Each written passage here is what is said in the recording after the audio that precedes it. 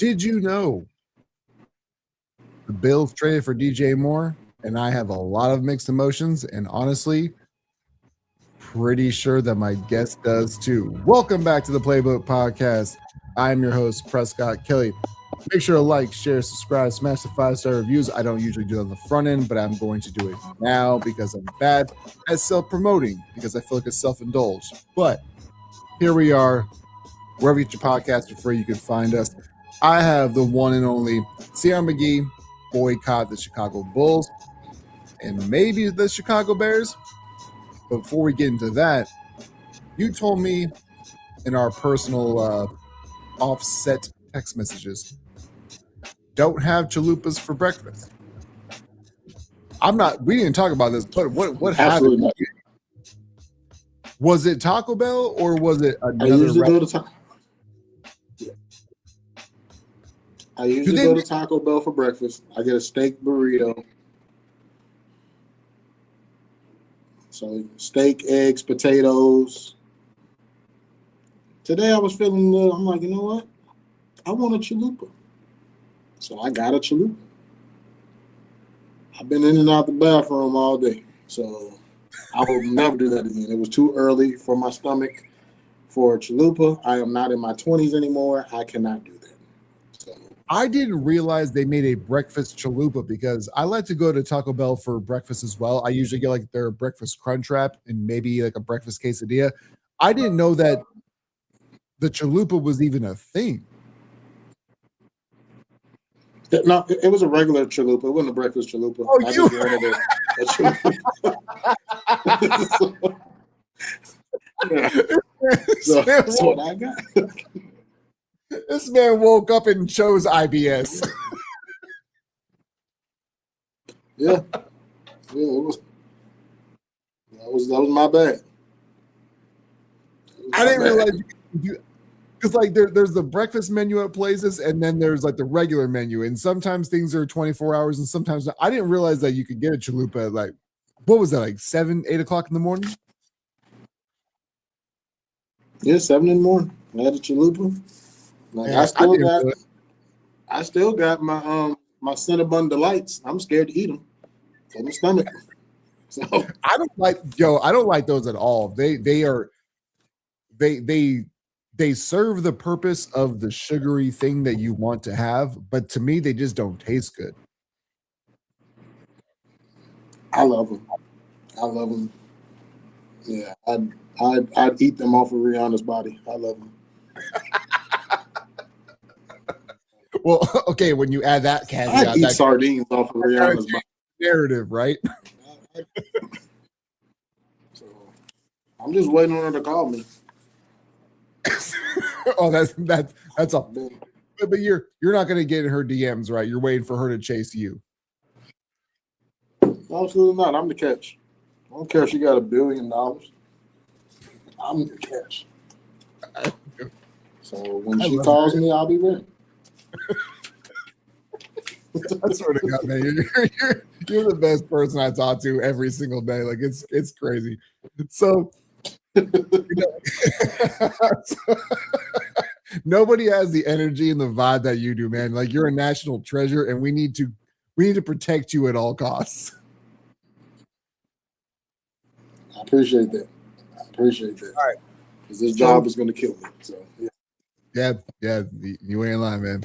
So we got breaking news about 30 minutes ago when it comes to the Buffalo Bills and the Chicago Bears. It's something that our plan was for you and me to be on the show together anyways. But the football guys kind of just did what they do, and they put us in this predicament. I have I went from highs to lows to mids in about 4 minutes. What was your angle on DJ Moore getting traded? Are you good with it? What was your initial, once you found out, because like you and I found out almost at the exact same time, and we were 10 minutes behind the actual news. Where are you kind of at right now? So I honestly didn't know it happened until I saw your text.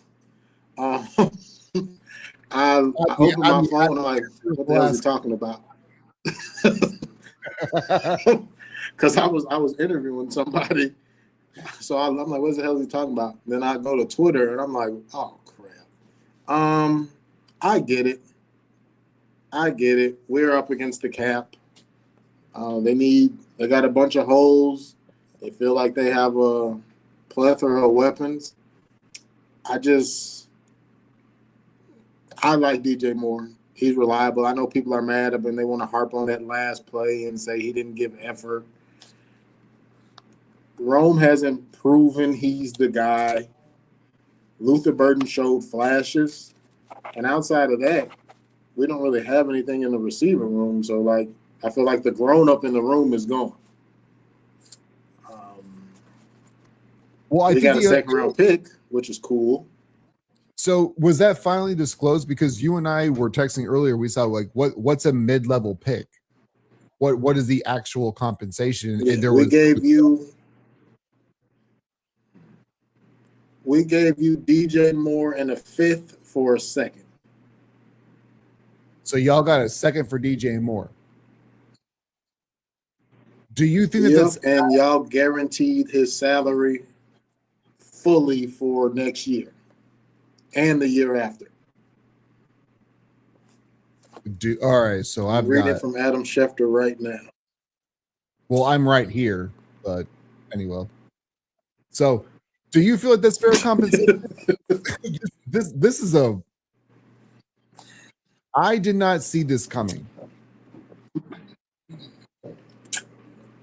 I didn't see Buffalo coming. I saw the trade coming. I thought he was going to be involved in a possible Maxx Crosby deal because I kept seeing the Raiders like DJ Moore and they like Tremaine Edmonds, and I thought that both of them might go to the Raiders in a deal to kind of soften the blow of giving up multiple firsts. Let's do that. Let's trade Tremaine Edmonds back to Buffalo. That'd be awesome. Shit, come get him. I mean, I hate to see him go too. He's been in the league for so long. He's only 27. That's exactly what I was gonna say, man. Like I remember drafting him on like Madden 2006, and he's still in the league, and he's less than 30. That dude's been around forever. He's the Immobile Okoye of because I may have butchered his first name, but it was a Houston D tackle, and his last name was Okoye. And he was 19 when he got in the league. Yep, I want to say it came out of Louisville, possibly. I could be wrong. I remember when he came out though, because I want to say we're the same age. No professional athlete. He was supposed to be that guy. Be our age. Yeah, let's see. How old is Immobile Okoye? Because he played for the Bears for a little while. Did he? I always remember Okoye as a Texan. Yeah, I want to say after Houston, he came here. Yeah, he was born in 1987. So he's a couple months younger than me. He's way younger than you, but only a couple months younger than me. Okay, great. It's because I don't just get it from my wife; I get it from everybody now. I was taking strays of you, the old ass man. Like you're about to be 42 and you old still in this game. Man, hey, it's a blessing. It's a blessing and a curse. But when it comes to the conversation, so the DJ Moore thing is wild to me because to get back, this wasn't the original talking point, but I want to kind of get your view on this is that Buffalo Bills fans have been clamoring for a number one wide receiver since they let Stephon Diggs go, right? They're like, well, he's not number one. Josh Allen makes everything. And now you get DJ Moore. And for me, like I like DJ Moore. I think he's a really good wide receiver. But when we get into the landscape of how many wide receivers would I rather have than him, it's a pretty long list. So it feels like what they're doing is almost like the Aaron Rodgers thing is like, we're going to get you somebody just good enough that is going to put you in a position that you're doing your job well or above the expectation, but in the same breath is you don't have any help. I feel like DJ Moore is that dude, and that's where it almost feels like it's an intentional trade just to boost the ego of the organization and also Josh Allen.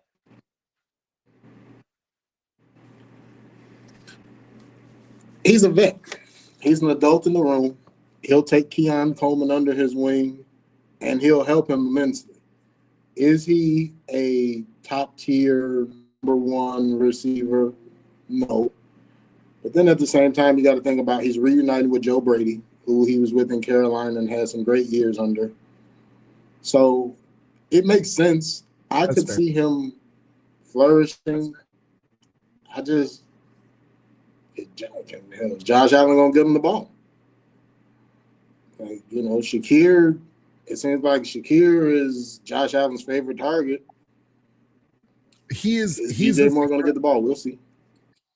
He's definitely the security blanket. He's the tight end that Buffalo doesn't have at wide receiver, even though they've got like 3 of them that they love. They've got 3 tight ends. They're like, and honestly, that's the formation they should probably run, is like a lot of 2 tight end sets and things like that. But I honestly, in the way that I was looking at things, is that they realize now that Josh Allen likes to play more underneath, which he should, and he'll take the shots. I thought that Alex Pierce was going to be the guy that they were going to kind of target. And I feel like DJ Moore is absolutely the better wide receiver of the 2. But if you were going to ask me what was like long term during one season, at least, what makes the most sense, I would have said Pierce. But I absolutely think that Moore is the better wide receiver of the 2. I don't know, man. It feels like it's just a reach. What they're doing is they're placating to a fan base who says we need a number 1 wide receiver, so let's go trade for one. And it's a name that we know, and they're just backpedaling on like the Amari Cooper deal. And I don't know, man. I love the dude as a player. I just feel like they're doing it for all the wrong reasons. Look at it like this. You got DJ Moore and a 5th round pick for a second. Do you feel like you would have gotten a better receiver with that 2nd round pick than DJ Moore? So, and that's a great point. Immediately, I would say no. I don't believe that we would. Like, not immediately, because they're like this. They are in a window of we got to do this now. And by now, I mean in the next like 2 years, because DJ Moore is 28, which is not old. And I feel like he'll still be great for about 2 or 3 more years. But they are in this position of, man, if we don't do this soon with Josh Allen, we will never do it with Josh Allen. And then think about this on top of it, moving into a new building this summer.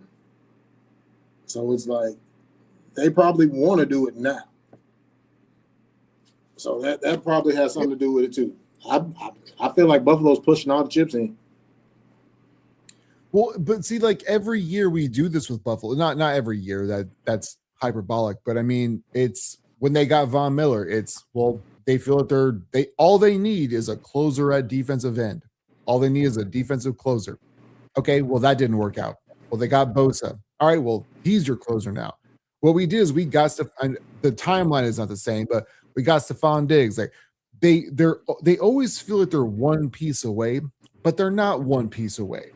This is not a championship level team. What they are is a very good football team. They're going to win you 11 games every single year until Josh Allen dies. Like that's what they are. And I don't feel like this team can do until they really address all of the flaws. I appreciate the trade because it does address a need. And you're right. Can they get another wide receiver better than DJ Moore the 2nd round? Maybe, but I don't think so. So I understand why they would pursue that avenue. It's just, to me, it's another Buffalo Bills organizational directive where they're well, let's go ahead and we'll address it, but we're not going to address it fully. No, I get that. And another thing that I just thought of, Brandon Bean, he kind of escaped the guillotine. Oh, he they made so he's under pressure to make something shake too, because that whole Keon Coleman thing was a disaster. Yeah, you tried to throw the coach under the bus for it, but we see video of you clamoring for Keon Coleman.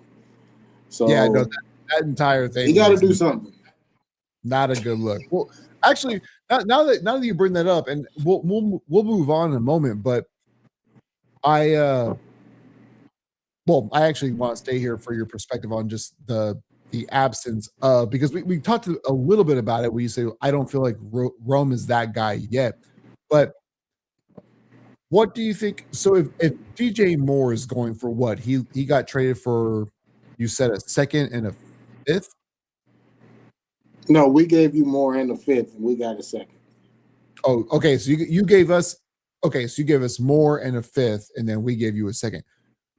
So if all you really gave up was second, or not, I'm sorry, if all you got was a second for him, like what's the differentiating factor of like Jamar Chase or Justin Jefferson? Because again, like I don't feel like DJ Moore is a top 10 wide receiver, but I've heard rumors of like, hey, you got to give like 2 first rounders for Jefferson and Chase and stuff like that. It just feels like the gap between them is more predicated upon their offensive structure and quarterbacks and things like that. That just seems like it's a really huge gap between a second rounder and then wanting 3 first rounders or 2 first rounders for Nakua or Jefferson or wide receivers of the like. Yeah, I mean there is a huge gap, and being in the division with Justin Jefferson, and yeah, man, I'd give up 2 ones for Justin Jefferson easily. I'd give up 3 for Jamar Chase. Oh, so you're that high on Jamar? Yeah, I think at the end of the day, I think Jamar Chase will go down as one of the top 10 receivers in NFL history when it's all said and done. He just they just got to win. Well, I'm high on Chase. I'm high on Burrow. We'll see, and that's the problem that I always have is that they're still the Bengals, and they're the Bengals until they're not the Bengals anymore, and they keep doing Bengals things. Yeah, like drafting Shamar Stewart and not paying Trey Hendrickson is like the things that I kind of get it because he's older, he's in his 30s now, but they botched that deal, and that's all they've done. The only 2 players they've really, I guess T. Higgins you could put in that realm as well, that they paid him as well, but they're putting all their money in the offensive basket, but it's not the skill position guys and nobody else. And I can't take Cincinnati as a real serious outfit based on what they had. 1 magical run, man. 1. And the coach should have been fired this offseason. There's no doubt about it in my mind. He should have been fired. Like, what has Zach Taylor done to continue? Like, what has he done to deserve to continue to have a job? Because that run was 5-6 years ago. Like, it was 4 or 5 years ago, and we have seen coaches get fired for way less. And you have Jamar Chase, and you have Joe Burrow, and you got T. Higgins, and I understand like the ownership takes. Well, they don't take responsibility, obviously, but ownership and GMs and things like that are the ones who put you in the position that you're in. But even still, man, you guys had 1 run, and other than that, the Bengals they're still garbage. The Bungles, yeah, the Bungles. So They show is. So before we move on, I wanted to kind of piggyback back into when you said that you didn't think that Rome Odunze was that guy yet. Is when we see teams make moves kind of prematurely, and I'm not sure if this is a premature move, but when it comes to Rome was somebody who was he was touted as a very high level wide receiver coming out of Notre Dame. Like this is a dude that you can build around, and he's been underwhelming to a degree. But on the same, wearing the same hat is in the offseason, do you think that they see something that we don't, where he's supposed to be even just on a DJ Moore level? And they're okay with it, and they're going to replace DJ Moore with somebody else. That's the other thing too. That maybe Alex Pierce is going to the Bears because they're okay with maybe there's some kind of under the table work going on. Rome has all the ability in the world. He's just inconsistent. Like too many drops, too many easy drops. So if he can, focus, he'll be fine. I give him a mulligan on the back half of last season because he had the foot injury and he was just out there, toughing it through. I still believe in him as a player. He just hasn't proven it. So, I get, if they believe in Rome enough to let him go, to let DJ go. But to me, the Bears' best receiver right now is Luther Burden. All right. And if I'm being completely honest, the offense should run through Coast and Love. See, I feel like Loveless is the guy that things could and it's weird to say that as for a tight end, but that's the guy who I would say you need to more centrally go through him and then kind of expand out. But again, as not a Bears fan, I don't watch a whole lot of Bears football, so I'm probably being completely disingenuous. But that the way that I see things, that's the way that I would go through it. Yeah, you can't cover them because it's like if you put a linebacker on them, they're too slow. You put a DB on them, they're too small. So he's a mismatch problem. Unless you trade Loveless to the Bills, and then if you trade Tremaine Edmonds to the Bills back again, and he could lock up Loveless. It'd be nice if you guys did that. Good luck, because I've seen Tremaine Edmonds covering in the back half of the season. He's awful in space.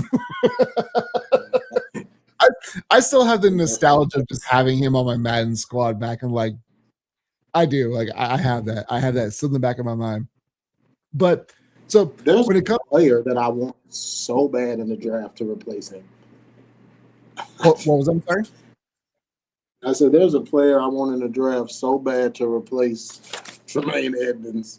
Really? Who's that? Hill, the linebacker out of Texas. I think he's a stud. I want him in a Bears jersey so bad. Anthony Hill Jr. Yeah. I don't think it's gonna happen. It's okay. I'm gonna take your word for it because I have not watched 1 second of college football. So I'm gonna take your word for how good he is, though. Yeah, I'd trade one of my sons for him. Okay. The thing is, I love how that's how I know you're a good parent. You're like, I'm tired of one of these kids, but I'm not gonna say which one. Oh, it's Christian.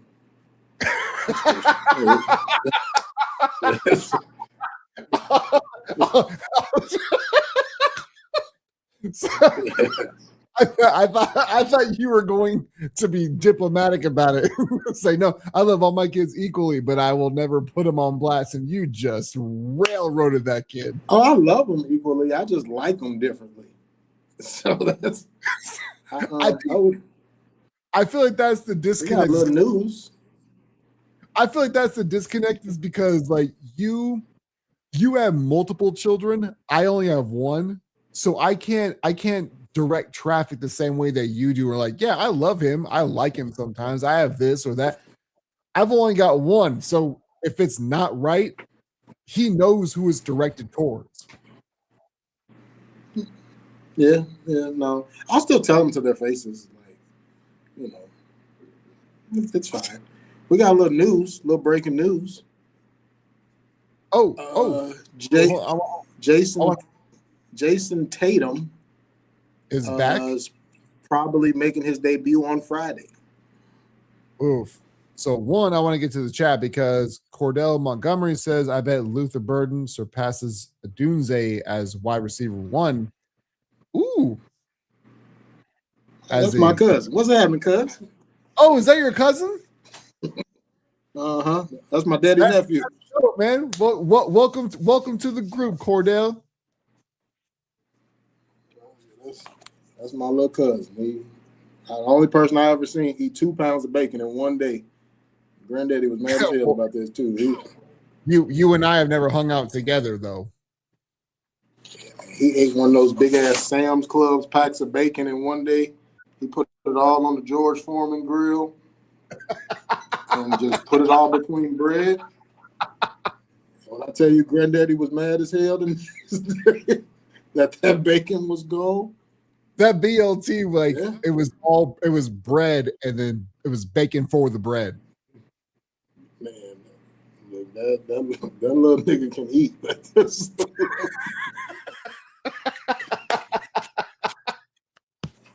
Well, hey Cordell, welcome to the live. Welcome to the show, man.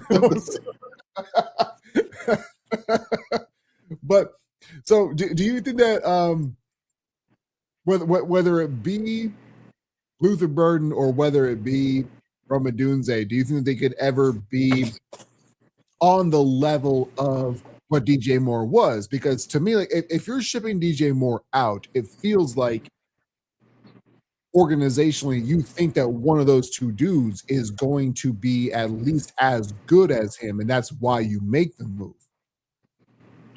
Yeah, and I think they even believe in Jade Walker. He was an undrafted rookie last year. Johnny Walker Blue. So you should go Cowboys. I believe in the guys. They got to step up. It's really that simple. Like, y'all are highly touted. Step up. Rome was a top 10 pick. Show me.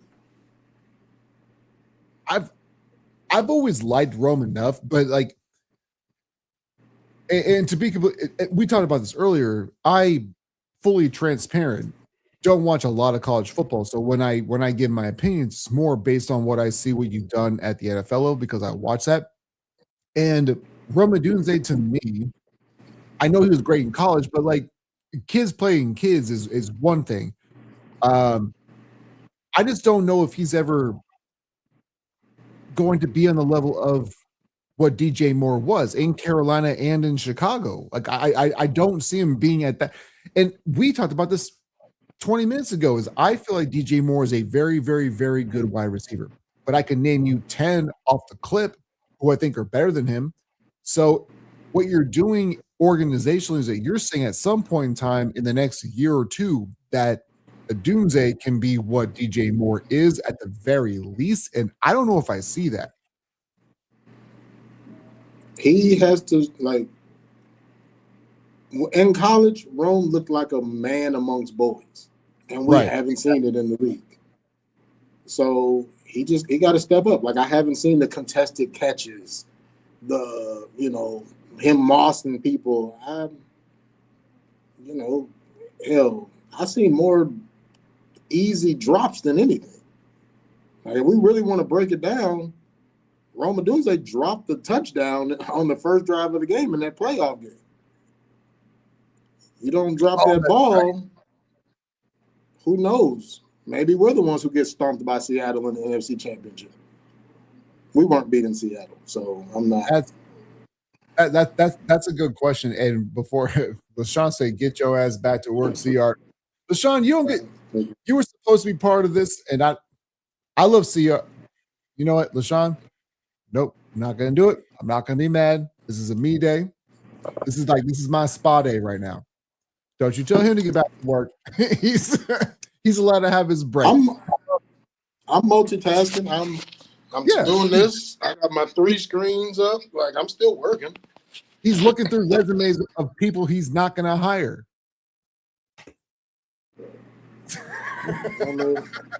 Sean's like, I'm working. So this is why I love you guys. Even when you're working, you show the dedication to the show. I got 2 days off. Yeah. Don't use your time. Got 2 stops left for the day, says Sean. Well, if you can pop in the next hour, you might be able to get part of the show. What are you doing, CR? This is bad. Okay, for the people who are only listening through audio, this is going to be terrible, but this is why you should follow the Sports Avengers and why you should follow the Playbook Podcast on YouTube, because you can see all the shenanigans that are going on right now. Because CR has, what are you doing, man? I've gone through 285 resumes. I have 118 left to go. That sounds awful. Yeah, especially when most of them aren't qualified.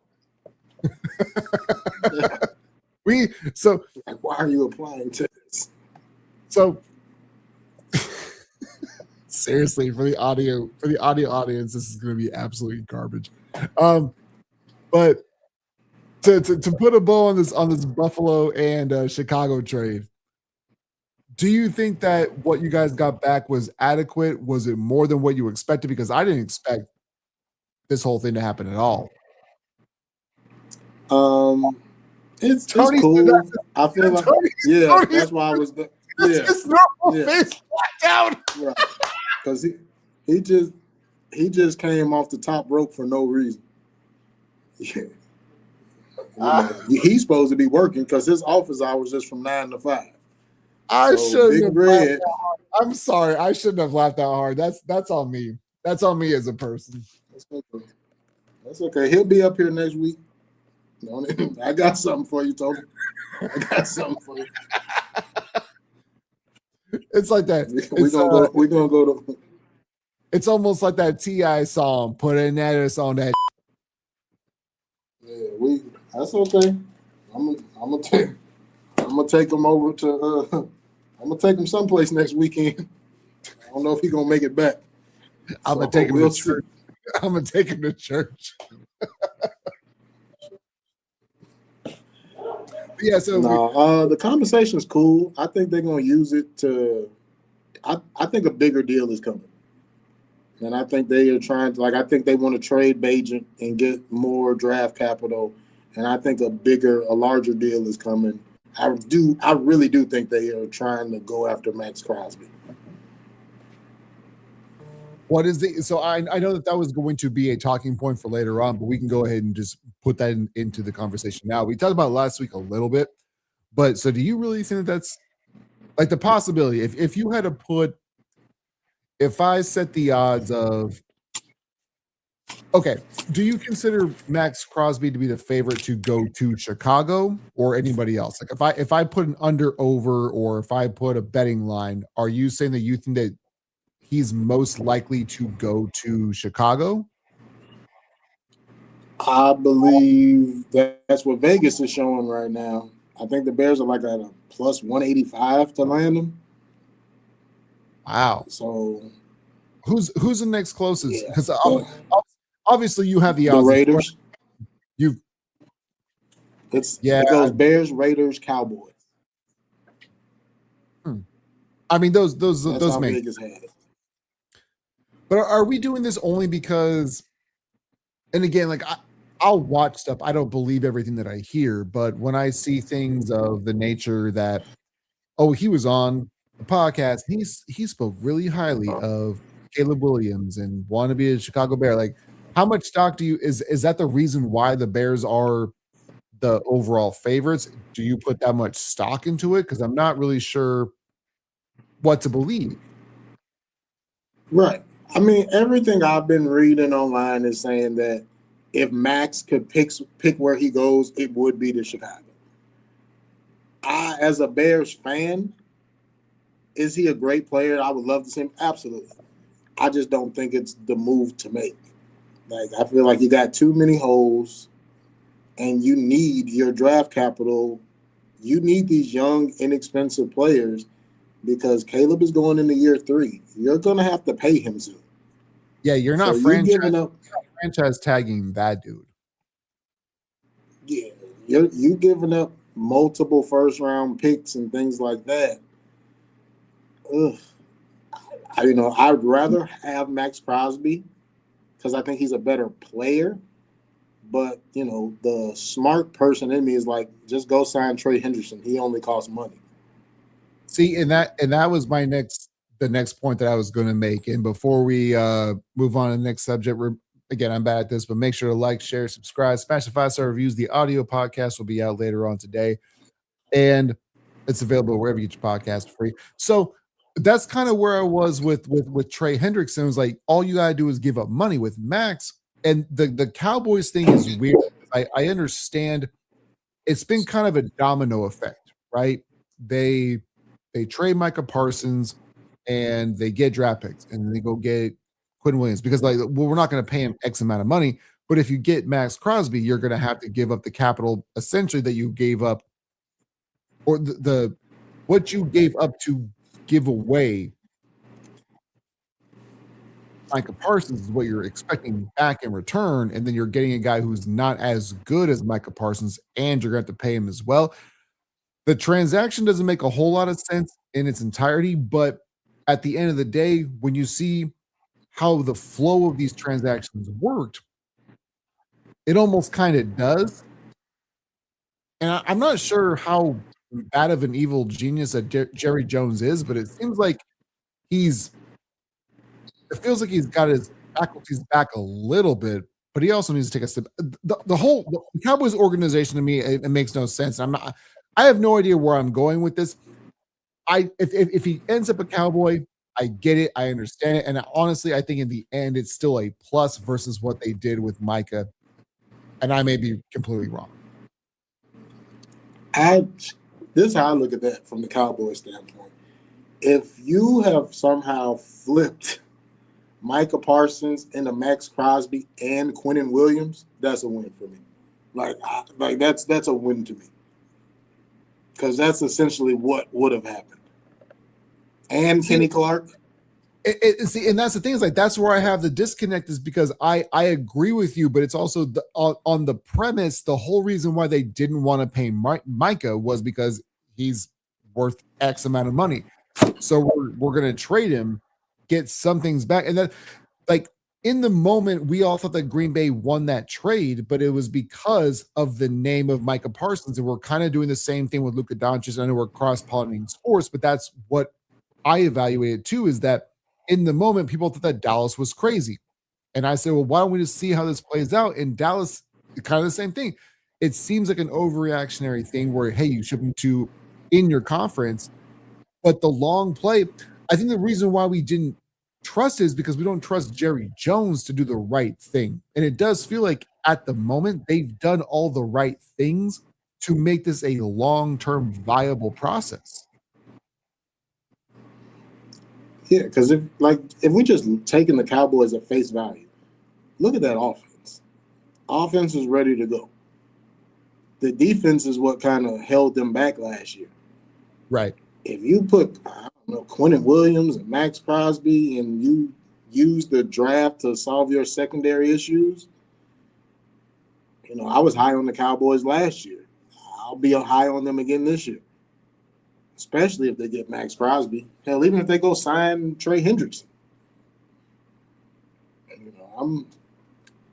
I feel like I don't want to call myself a Cowboys fan, but like as a football fan, I'm excited to watch them.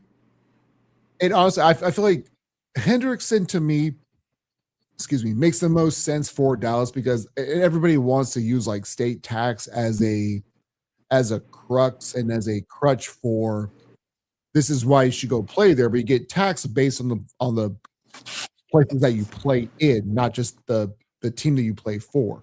So he's still going to pay taxes outside of just Texas. But it does feel like at that point in time, half your games are going to be in Texas, which doesn't have a state tax, and maybe they can offer him the most money. And you're right, like, why trade for a dude who that you can get for, he's getting up there in age, but I personally, and I think that I put more personal relationships on a pedestal more than most because I work in a sales driven position where I feel like where you work and how you feel when you go to work matters. And I know he missed some time last year, but I feel like Trey Hendrickson for 1 year, regardless of where he goes, as long as it's not Cincinnati, he's not gonna give you 17 and a half sacks like he did the previous 2 years. But that's a dude who I think wants to win and wants to get paid. So you pay him middle of the market, you pay him like 13, $14 million a year for 1 year, and you get the best out of him for that year. Yeah, because I don't see how he can get. I don't see how he can get top of the market money when you just missed this whole season because of your back. Plus, you're already you'll be 32 at the start of next season. He'll be 30. Yeah, but see, this is the thing. This is also the reason why I feel like, again, the personal things matter to me. I feel like he probably could have played more games, but seeing how Cincinnati treated him, he's like, you know what? I'm good. I'm okay sitting out. I'm okay reserving my body for 1 or 2 more years just to not play for you. Absolutely. Like, we're all humans. Like, when my kids piss me off, it's like, you know what? I was gonna order y'all pizza. Now instead of having the good, some good pizza, we're going to Little Caesars. Should have treated me better.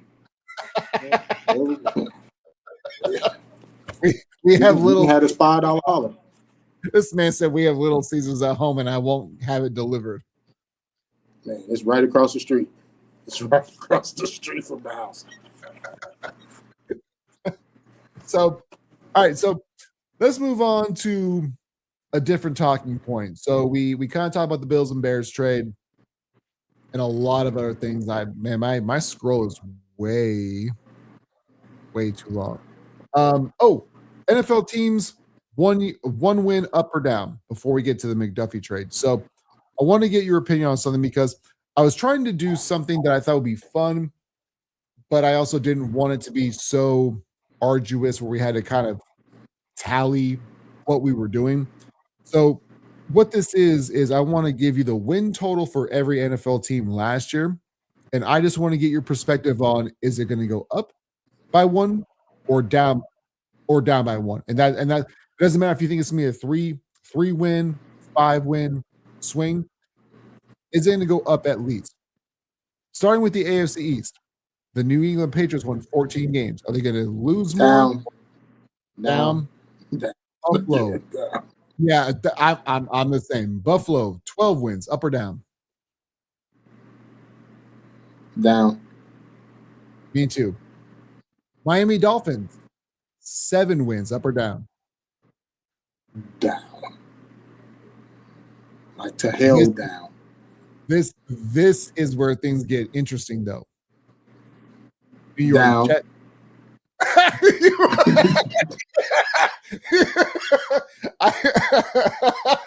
I could have said Arkansas Razorbacks, and you'd been like down. It didn't matter who it was. Look, no. The Jets won 3 games last year, and you're automatically going down. Yes, absolutely. They were lucky to win 3 games. So the entire AFC East, whatever the win total is, they're going down. Now, me and LaShawn talked about this before you hopped on last week, is that the over-under, there is no team in the NFL currently that the over-under is more than 10.5. So I feel like you're on the right course of history on your predictions. Going to the AFC North, Pittsburgh won 10. Is that going to go up 1 at least or down 1? Ooh, there's some hesitation. I think it'll be a push, but I'll go down. I think down as well. Baltimore had 8, up or down? Up. Same for me. Cincinnati, 6. Up. Same. Cleveland. Oh, this will be fun too. Cleveland with 5. Up. PP man coming back, baby. Let's go. Oh. So, all right, hold on. So, yeah. All right, now, no. Now we got to pause because I was not expecting a Deshaun Watson situation popping up today. So You think they're going to win more Neither than was 5 his masseuse. I, no, so even if Deshaun Watson is their starting quarterback, well, actually, now that we're here and this is a space that we occupy right now. Do you think that Deshaun Watson will be the starter week 1, or where is that coming from? Oh, I think Shador is ass. So I believe Deshaun Watson. I don't think he's great, but Yeah. but do you really think man, I've got so many questions that I know we only have so much time. So you really think that Deshaun Watson is Deshaun Watson the starter week 1 to you? Yes, if he's healthy, yes. Because I mean, there's no. If they really like Shador, I wouldn't throw him out there with that. Let him develop. Let him sit behind Watson and develop. You already damn near killed the boy last year. So he can learn really great quarterback behaviors. Go ahead and sit behind us. I get what you're saying, because like of the 3 guys, like Dylan Gabriel, Deshaun Watson, and Shador Sanders, Deshaun Watson is obviously the most talented of the 3.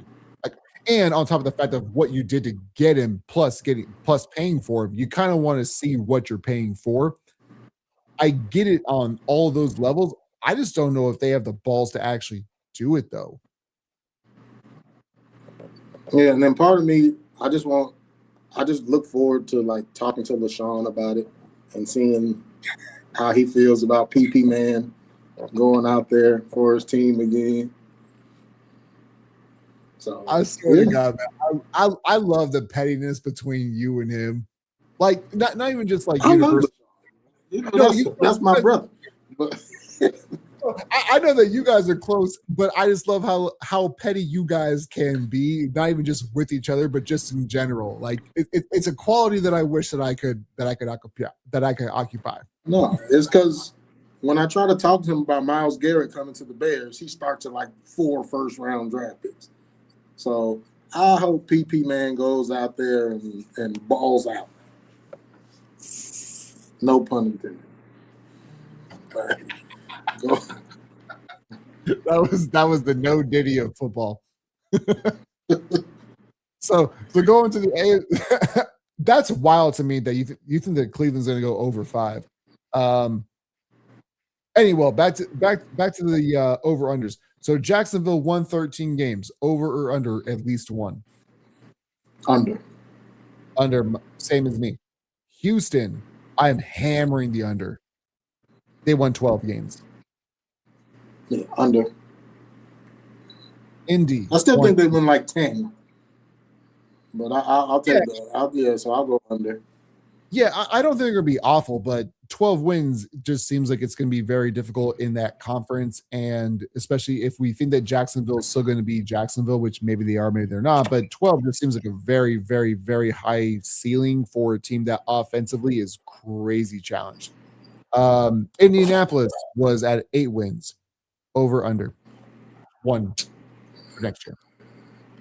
It's like depends on Daniel Jones, honestly. Like they would have been over if he didn't get hurt,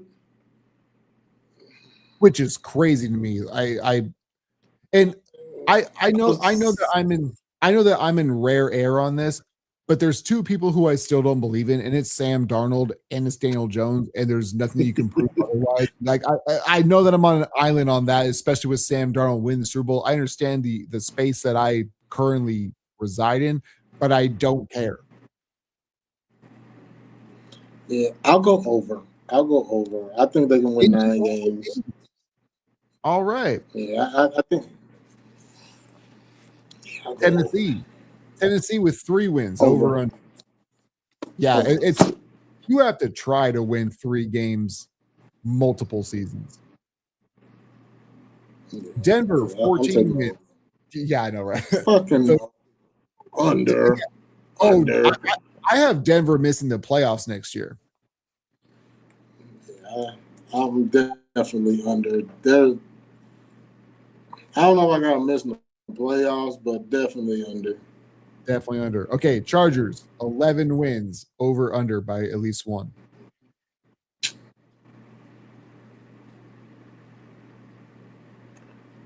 Right now, I'll say under because I don't know what they're going to do with their edges.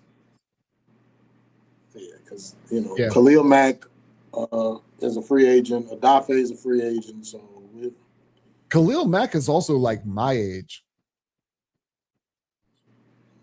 He ain't that old. That was nice of you to compliment yourself after our conversation earlier.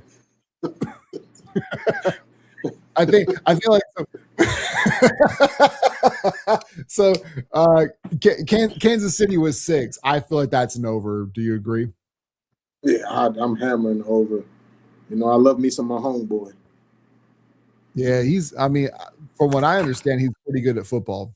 So, yeah. Las Vegas, 3 wins. This is another. The Vegas Raiders are basically the AFC West of the New York Jets, to me personally. So 3 wins. Over by at least one or under? Under. Now, defense is horrible. Is it under if they trade Maxx Crosby, or is it over if they keep him? Or is it just under even if they keep him? It's under, period. Like unless that defense is horrible. Do you think that team could go? So no team has gone 0-17. Do you think that team? The Dolphins will. The Dolphins can. Oh wow! Whoa! I didn't realize the Dolphins would go. All right, they'd be the only team to go undefeated, and they'll be on both ends of the spectrum.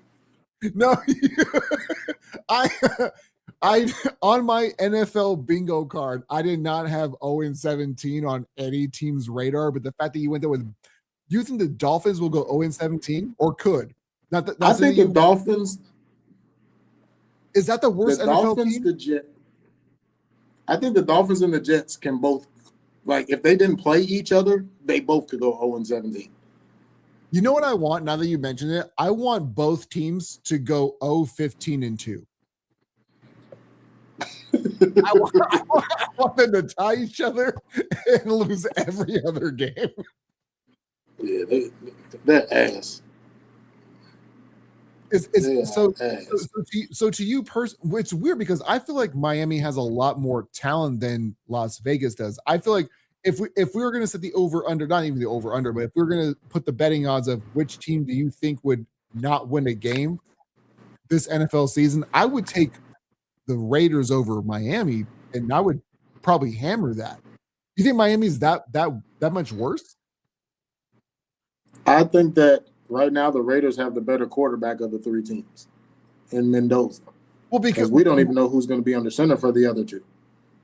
Well, I was going to say, like, it really doesn't matter. Well, even I guess even that's kind of the other point too. Is like, so you firmly believe that the Raiders will take Mendoza then? Like they're not going to trade down and try to get multiple draft picks. Like it's a lock for Mendoza basically. Yeah, it's a foregone conclusion, I believe.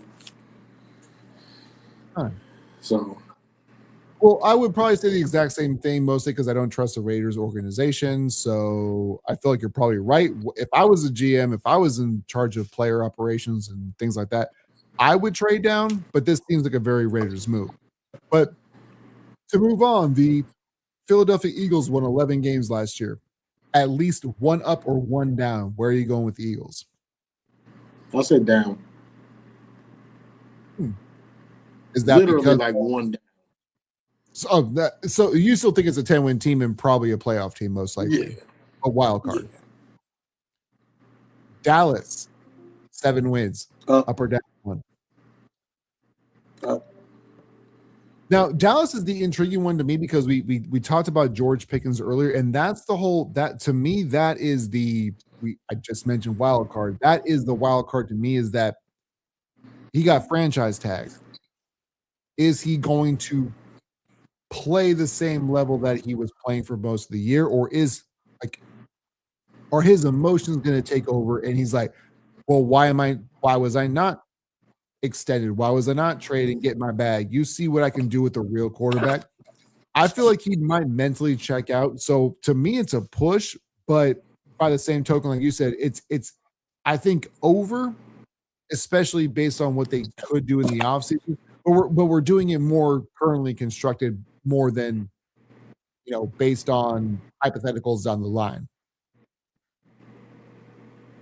Yeah, I think he'll get his money. Like I think he'll get his money, but I think he'll come out and play. Like I think you will too, and it's because he's still young enough where that franchise tag gets him more money right now, and maybe that's the motivator to make him want to get the next bag. But this is what I would caution teams on is that players who are like that, he might be the wide receiver version of Albert Hainsworth if we're not careful. That's what I would worry about. And they would know because they're in the buildings, so maybe he's maturing because that was the whole thing, that he was immature. So we'll see. It showed with them franchising him. It shows that, like you said, like he's matured enough where you are willing to put the kind of investment in for 1 year, even though you're paying over market value, obviously. But he's shown enough where you're going, he's worth the headache, but by the same token, we are not going to commit to him long term. So but he's also young. Like I remember when I was 23, 24, and I was stupid. It is what it is. Yeah. Yeah, I was out here raw dogging, so I did it. Yeah. The Commandos, 5 wins, at least 1 up or 1 down. Up. I think up as well. Giants with 4, up or down? Up. By how much? This team intrigues me. I expect them to win 8 games. 8? 8, 9, yeah. I'm still in the reserved mode with them because I understand, like, pretty good offensive line, pretty good defensive line, and Malik Neighbors is coming back. Scatterboo is the guy. The thing with me is, like, Scatterboo is here for a good time, not a long time. So if you're going to potentially be good, you better do it before his rookie deal is up, because that man is not going to really last past the age of 26. I don't believe. And I'm not thinking about it, like, you're adding Scatterboo. Yeah, and I'm not really sure how much Scatterboo back.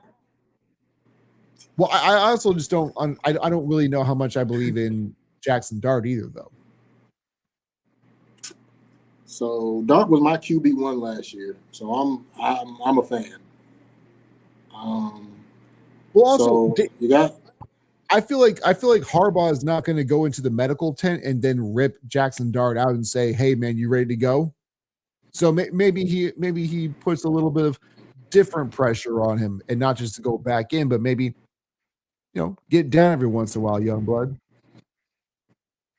Yeah, because Dart. Hopefully, you have him healthy for a whole season.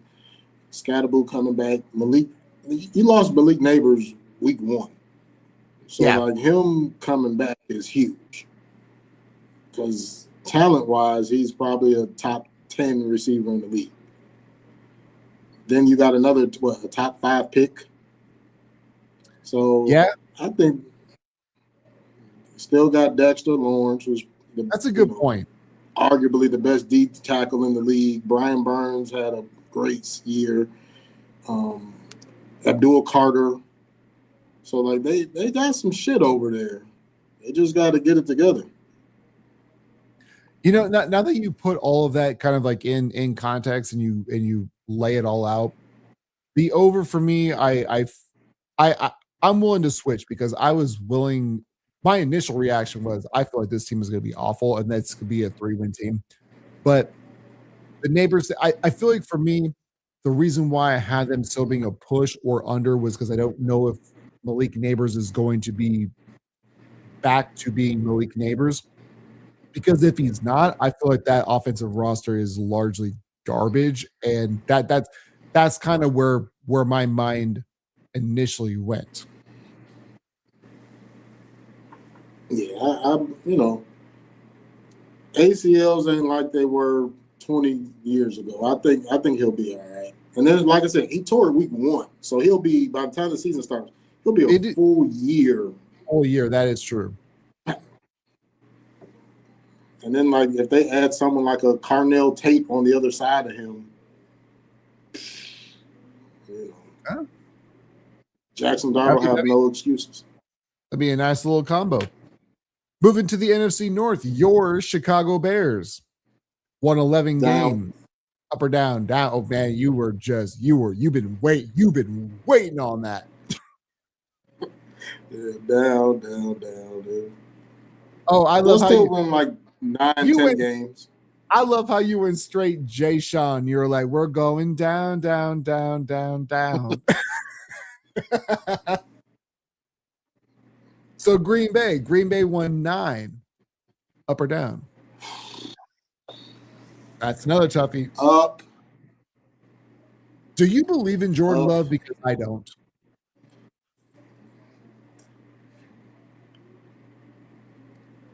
Do I believe in him? Your hesitation. I don't want to. Really? I don't want to. Oh, you don't want to? I said I don't want to. No, hell no. I want him to. I don't see what all the hype. I don't understand all the hype around this kid. Like, he's been great in moments, but I don't feel like he's deserved the. Like, we have our big 4, big 5 of quarterbacks. I don't think he's earned to be in that top 7 or 8. Like, I personally just don't see it. He's a top 12 quarterback to me. He's a top 12 quarterback. I don't have him in my top 10. Like, if you ask me if I'd rather have Dak or Jordan Love, I'd rather have Dak. Oh, now that's a hot take. I agree with you, but that's a hot take because sports fans are simps. But it's honestly, it's less about Jordan Love to me and more about his skill players. Like, Tanyan's coming back off an ACL. They're going to lose Romeo Doubs. Christian Watson is the pitcher boy of inconsistency. And we didn't see Matthew Golden enough last year to know what he can do. Jaden Reed, inconsistent as far as staying on the field. Savion Wicks, who knows? So if his weapons are on the field, the Packers should go up. I mean, it should, but by the same time, they have no running back now. Don't let LaShawn hear that because running backs don't matter. Yeah, because I don't know what the hell was wrong with Josh Jacobs. So I don't know what they're going to do as far as that is concerned. Minnesota, 9 wins. Up or down 1? Who's the quarterback? I go down on that one. Like, if it's 9, then down. If they get, like, I know people don't like Tua. If they get Tua, it's up. Really? Like, for me, I feel like it's down regardless of who's quarterback. Tua surgical with it though. Like, you tell somebody to be at a spot, Tua gonna put it there. Well, being surgical and then having to have surgery because of your multiple concussions are 2 completely different things.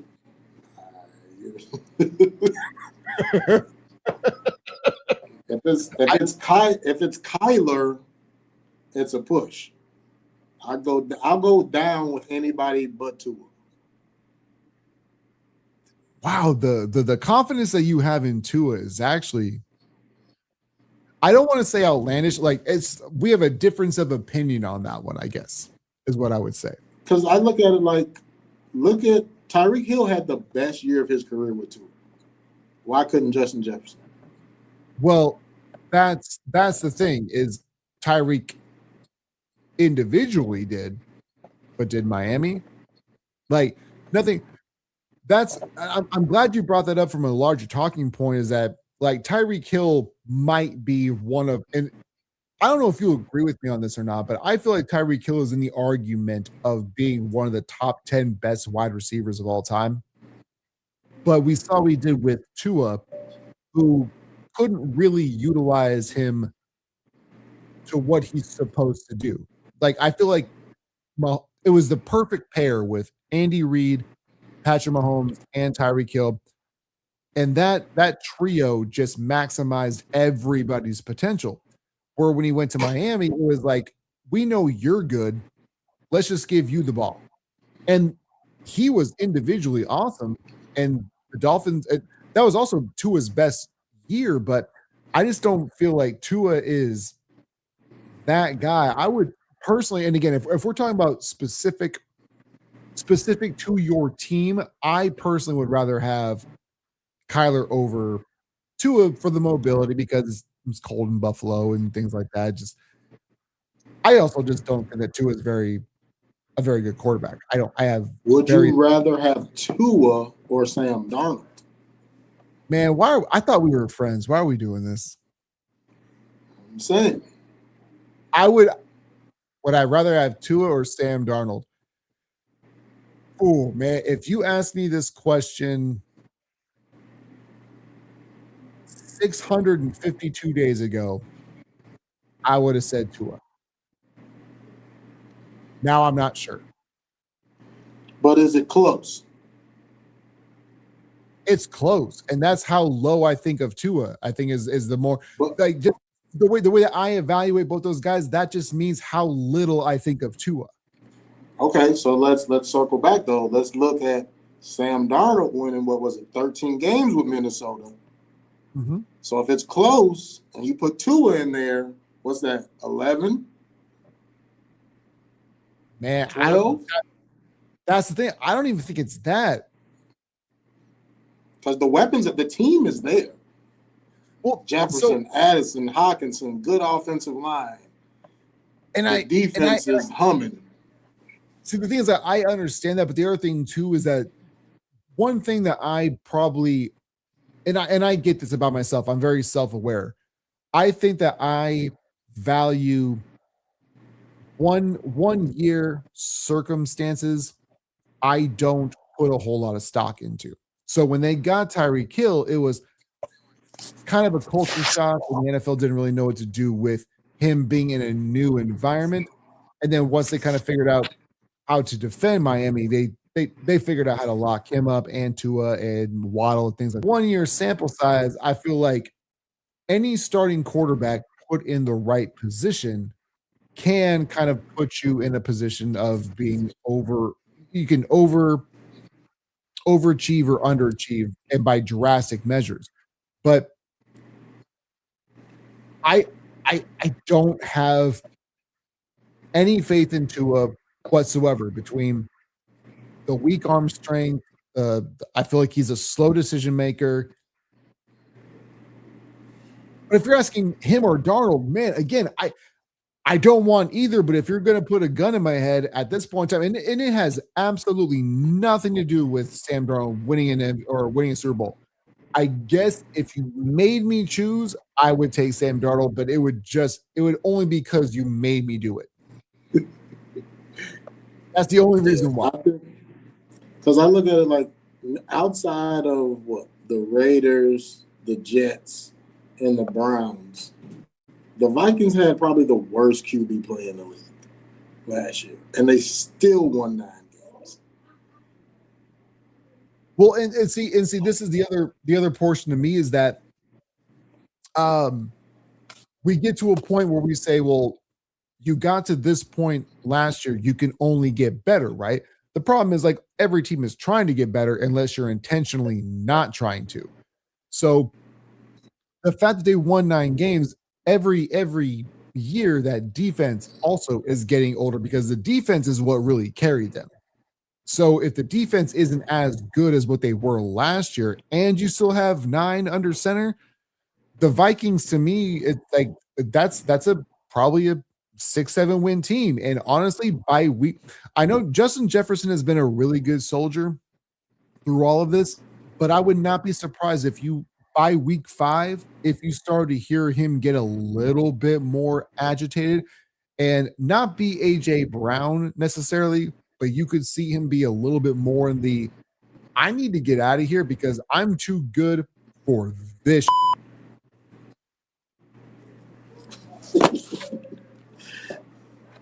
I don't know. I'm high on the, and I'm a Kevin O'Connell guy. Like I think the world of him. Like I saw what he did with Darnold.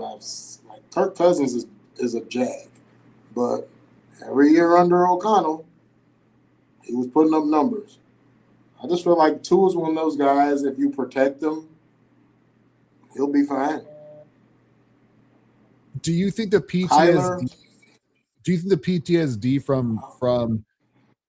from how many concussions that he's had, and like Tua's already gotten paid, so I mean there may not be that in the back of his mind because most like it's basically guaranteed. But do you feel like there's part of, and this is just how I operate as a person. I know that I'm not a professional athlete, but the way that I always look at things, what's the next thing down the line? What's the thing that might get me not employed anymore?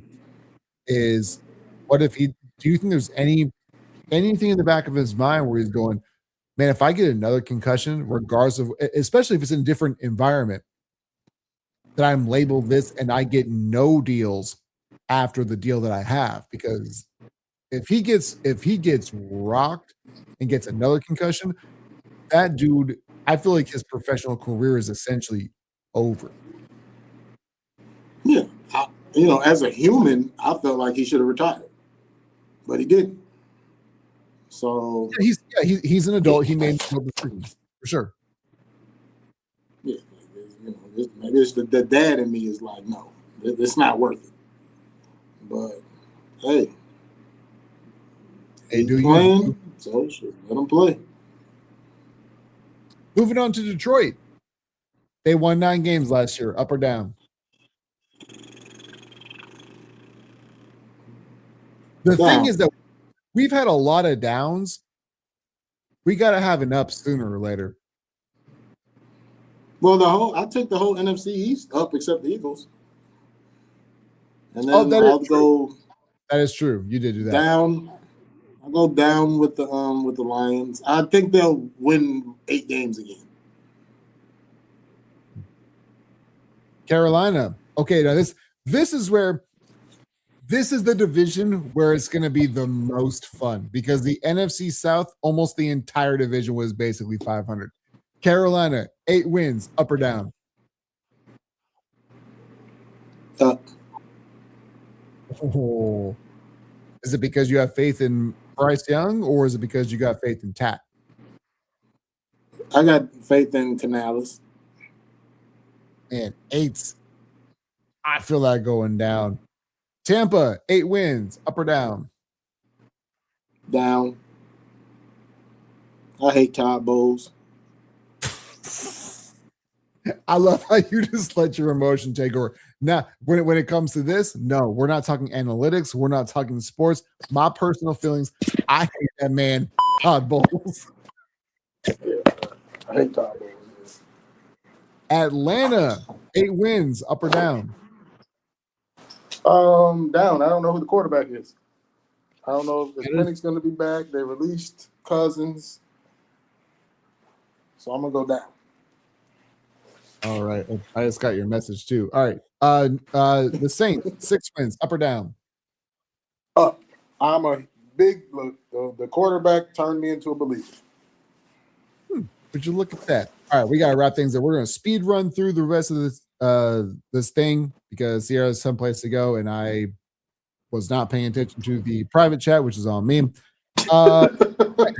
So look, accountability plays here, and we also have to we account for other people's times.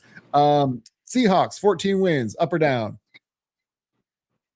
Down. I still think they'll be the best team in that division, but 14 is a lot. That is a lot. Rams, 12, up or down? Down. Still win like 11, 12 games, but down. Niners. They won 12. How many? The Niners won 12. Up. I would say down. But, Up. ooh. And the Arizona Cardinals. 3 wins. Up or down. With or without. From my boy Bajan. Up. You like Tyler Bajan, don't you? I do. He's a good guy. he's a good fella. Well, I'm super sorry that I didn't see the private chat thing. I wish you would have texted me because I honestly, to be full disclosure, I wouldn't. I have my phone up and I'm trying to. I'm my own producer on top of everything else, but I don't want to rush you out of here. But I know you got to get out of here. CR MaGee, I always appreciate your time, man. You're one of my favorite people on planet Earth, and I'm glad to always have you with me, man. Well, no, I appreciate you. And if I didn't have to go to this stupid ass meeting, I wouldn't. Yeah, man. This whole work thing is stupid. And I tell you what, if you've been listening to the show, did you hear what I said? No, I didn't. I'm sorry. Oh, you're cutting out. Oh, and there I lost him, which is awful because I feel like he has something very poetic and witty to say. CR? Clock is still there? On. No, I haven't ended anything because you were like, if I didn't have to go to this dumbass meeting about them for the audio hiring practices, I wouldn't. What was that? I'm sorry. I said if I didn't have to go to this stupid ass meeting, I definitely wouldn't. Oh, I know, I got you. For the audio audience, I know this is awful, but if you are watching on the Sports Avengers or the YouTube page, or if you're listening on audio, wherever you get your podcast, free like, share, subscribe, smash the 5-star reviews, so we can make sure that Cornell doesn't have to go to his meetings anymore. We're here for a good time. That's why we're here. You guys know the drill. Stay up. Stay blessed. We'll catch you guys on the next one. Oh.